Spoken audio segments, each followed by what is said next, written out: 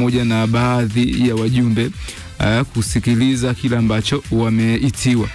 Na kimsingi Engineer Hersi ni kama ametujuza walau kwa uchache juu ya kila ambacho kimezungumzwa ndani ya kikao hicho, ingawa wengine hawajafunguka zaidi, lakini kwa engineer ametujuza na kutuambia kwamba hiki hakikuwa kikao cha maamuzi, kwa maana ya hakikuwa ni kikao ambacho kinaenda kuzungumza maybe hatima ya ile dabi ambayo haikuchezwa ni nini, isipokuwa hiki kikao kilikuwa kinaenda kusikiliza, kwa sababu inawezekana wizara ambao wao wanatoka serikalini moja kwa moja hawaelewi hili swala limekaa namna gani, na watu wanapaswa kuelewa si kwa maana moja kwa moja serikali haipaswi kujihusisha na mpira. Kama ingekuwa ni hivyo, haipaswi kujihusisha na mpira kwa asilimia kubwa, maana yake hata katika maandalizi ya timu za taifa basi serikali wasingekuwa wanapaswa kuhusika. Serikali wanahusika kwa namna moja ama nyingine kwenye masuala ya mpira wa miguu, lakini kuna vipengele ambavyo ama kuna misingi ambayo imewekwa serikali inajihusisha vipi katika haya masuala ya michezo. Mfano mzuri, Tanzania, Uganda pamoja na Kenya, nafikiri nchi tatu zinaandaa michuano ya AFCON, na kama wanaandaa michuano ya AFCON unaweza kaona serikali za nchi hizi namna ambavyo zina play party kwa utulivu ili kusudi kuhakikisha AFCON inafanyika kwa utulivu mzuri, na si tu kuachia labda shirikisho la soka husika, isipokuwa serikali na yenyewe inaweka mchango wake tena mkubwa na ndio mdau namba moja. Kwa watu ni kama wanachanganya maybe kwa nini serikali inaingia. Serikali wanaruhusiwa kuingia, lakini si kwenda kucommand kitu fulani. Sasa ukimsikiliza engineer, serikali hairuhusiwi kulazimisha. Yes, hairuhusiwi kwa training team, si tuchamua twende tu. Hawaruhusiwi, ama labda wale sikaria jiuzuru, hawaruhusiwi kufanya hivyo. Kwa hiyo ukimsikiliza vizuri Engineer Hersi, yeye anasema kikao hiki hakikuwa kikao cha maamuzi, isipokuwa wenzetu wa wizara, viongozi wetu wa wizara, wao walitamani kufahamu zaidi kiundani ya tukio hili. Kwa hiyo ndicho ambacho kilichojadiliwa, ingawa kilichojadiliwa in detail zaidi kwa ndani bado imebaki ni siri ya wizara, siri ya TFF, bodi ya ligi pamoja na Young Africans. Hilo likawa limemalizika. Baada ya kikao hicho kumalizika majira ya saa 7, viongozi wale waliendelea kubaki katika viwanja hivyo vya BMT. Simba wao wakatia timu katika viwanja hivyo vya BMT kuweza kusikiliza pia walichoitiwa. Sasa kwangu mimi naona Simba reaction, ukitazama viongozi wa Simba reaction zao ni kama kuna kitu fulani hivi ambacho wanakifahamu. Interview ambayo ameifanya Murtaza Mangungu ni kama inatia shaka, ingawa yeye kakataa moja kwa moja kwamba sisi tulikuwa tunajadili maendeleo ya mpira wa Tanzania na tulikuwa tujadili mchezo namba 184 ambao ulikuwa inahusisha Yanga dhidi ya Simba. Wao wanachokifahamu mchezo utapangiwa tarehe nyingine kwa mujibu wa maelekezo ya bodi ya ligi. Kwa hiyo hawakuwa wanajadili hilo, na hajui wao Simba hawajui kama Yanga pia waliitwa kwenye hilo sakata. Lakini ukimsikia afisa habari wa bodi ya ligi, yeye afisa habari wa TFF, yeye anazungumza tuko hapa kwa ajili ya kuja kuangalia ufumbuzi wa tatizo la dabi ya Kariakoo. Huyo ni afisa habari wa TFF. Kama yeye anazungumza hivyo, maana yake ni kwamba Simba, viongozi wa Simba, viongozi wa Yanga walikuwa wanafahamu nini ambacho wanakwenda kukifanya. Kwangu mimi kitendo cha Murtaza Mangungu kusema hawakuzungumzia jambo hilo, wamekwenda kuzungumzia mambo mengine, kwa yeye ni sahihi kile alichoongea, lakini si sahihi kwa umma, kwa maana kuwakaririsha umma kwamba hawakwenda kujadili jambo hilo na hawajui hata kama Yanga wenyewe wameitwa. Lakini kwa kuna engo fulani ambayo naichungulia Simba, wao hawajaitwa kwenda kutafuta suluhu ya wacheze dabi, kwa sababu Simba mpaka hivi sasa wako tayari kucheza, isipokuwa Yanga ndo hawako tayari kucheza. Kwa hiyo wameulizwa kwa nini hamtaki kucheza, wakaweka sababu zao hadharani. Simba yeye hajaulizwa kwa nini hutaki kucheza, sababu yeye anataka kucheza. Simba kilichompeleka pale kwa uchunguzi ambao nimeufanya mimi, Simba kaenda pale kwa ajili ya kwenda kujibu siku ile ya kwanza kabisa baada ya wao kuzuiliwa, waliandika barua ya malalamiko kwenda bodi ya ligi. Kosa lao ambalo walienda kuliulizwa jana ni kwa sababu gani walitoa na tamko la kusema hatuchezi huu mchezo. Pengine kwa ukubwa wa Simba tamko lile lilishinikiza bodi ya ligi kuishiwa nguvu kulingana na timu hizi za Simba na Yanga. Tunafahamu ni timu ambazo zimeteka hisia kila nyanja tofauti. Kwa wanapotoa tamko, lile tamko usifikiri linaweza likawa nyepesi tu.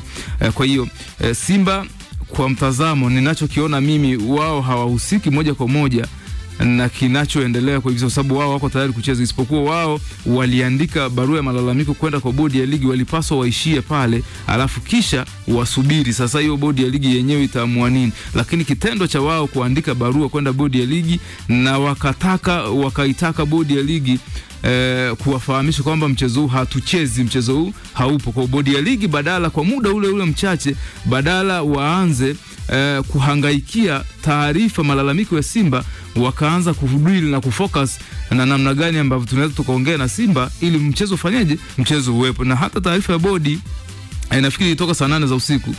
Manake watu walikuwa hawajalala, si kwamba walikuwa wanaendelea kuchunguza kilichofanya Simba wakazuiliwa, isipokuwa ni kama walikuwa wanahangaikia kwanza mchezo uwepo, kwa sababu athari za mchezo na maandalizi yake ni makubwa zaidi kulikoni mchezo kutokuwepo. Kwa Simba yeye kaulizwa kuhusiana na kutoa shinikizo la kupelekea kugomea mchezo.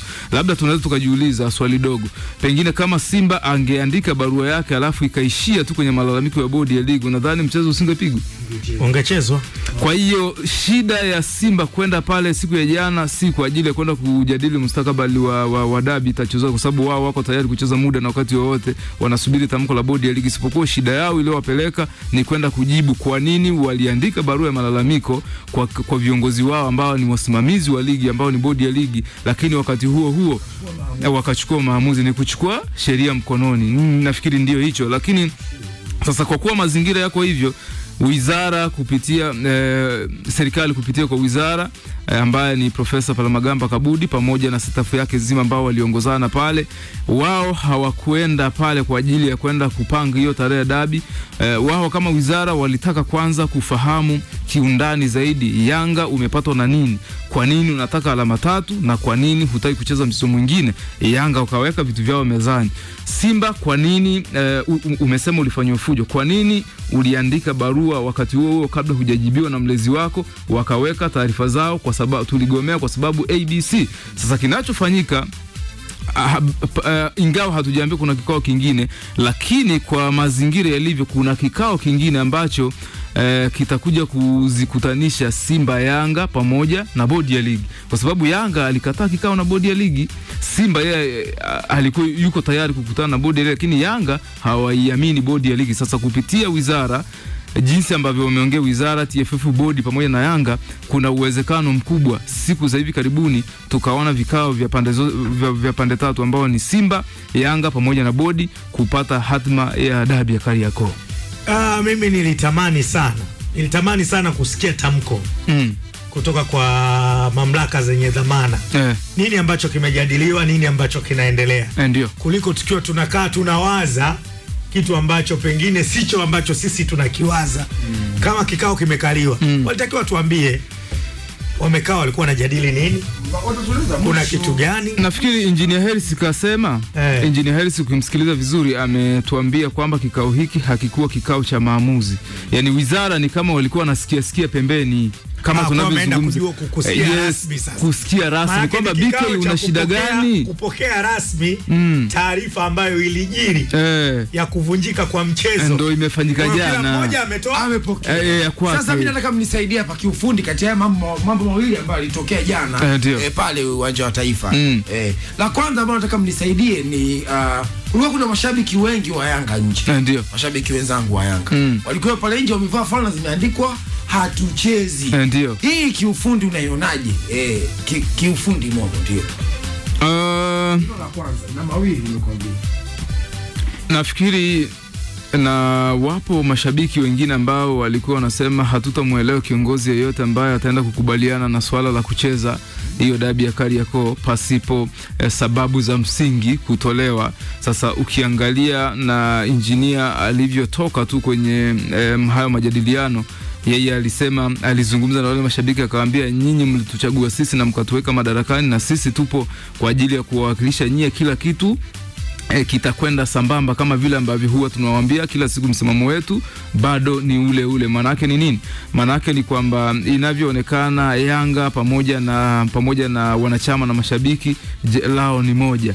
Kwa hiyo kitendo cha wao kwenda mpaka pale katika hilo eneo la uwanja, shida yangu ni kwamba kama hakukuwa na fujo za namna yoyote, watakuwa wako sahihi, lakini wakati mwingine si sahihi sana kusogea katika mazingira yale. Manake inawezekana mashabiki wa Simba nao siku nyingine wakasema tunakwenda. Sasa kama tunakwenda, manake inabidi na wao kuwe na usalama ulinzi wa kutosha huku nje, kwa sababu wanaweza wakaanza kurushana maneno ambayo hayana msingi na ikapelekea hali sintofahamu na usalama ukawa mdogo. Kwa hiyo nafikiri wakati mwingine klabu ikiitwa, kwa sababu ni viongozi wenu ambao mmewachagua, wanakwenda kuwawakilisha nyie, hakuna haja ya kwenda kutia hiyo pressure ya kusogea katika lile eneo. Maybe labda mkae nje mbali kabisa na lile eneo ili kusudi muweze kuendelea kushinikiza. Walichokifanya jana ni sahihi, lakini kitendo cha kusogea zaidi katika lile eneo la tukio ndio usahihi unapokwenda kuwa si halali kwa kiwango fulani. Mimi nafikiri kuna vitu ukiwa kama kiongozi unatakiwa utumie busara. Wewe kama kiongozi, unajua kuna vitu vinaweza vikasababisha uvunjifu wa amani pasi na kutarajia, kwa sababu wao wamekwenda na dhamira nyingine, na inawezekana kiongozi akawaambia vingine tofauti, ukaona watu wamereact vitu vingine. Lakini nafikiri tumsifu engineer, ametumia busara zaidi.